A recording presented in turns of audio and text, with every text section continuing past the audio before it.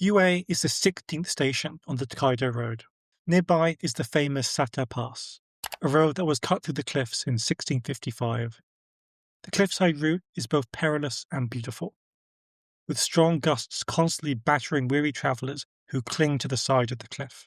But the view it offered of Mount Fuji was worth the temptation. It is a view that is familiar to regular commuters along the Tōkaidō main line, as the Satta Pass has been transformed into a busy rail and road corridor, with the view of Fuji almost identical to the one depicted by Hiroshige. This same view seems to have captured the imagination of many artists, particularly from the shin-hanga school, like Hasui Kawase and Takahashi Shotei. Hiroshige similarly paints the Satta Pass as a somewhat touristy place, with peaceful tea houses and inns that provide wonderful views. But outside of this series, Hiroshige returned to Ukiyo-e and the Satta Pass for his 36 views of Mount Fuji. He created this print. It is a print that conjures a totally different set of emotions.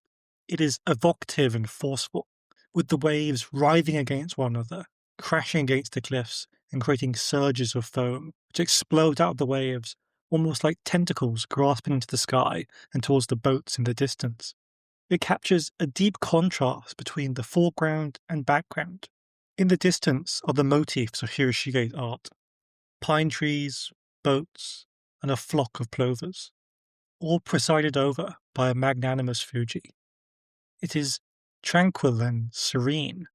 In the foreground is wrath and chaos.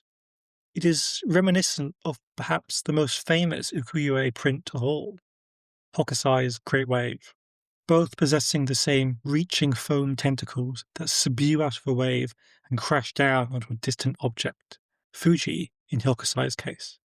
This would be one of Hiroshige's last prints, part of his final series before his death.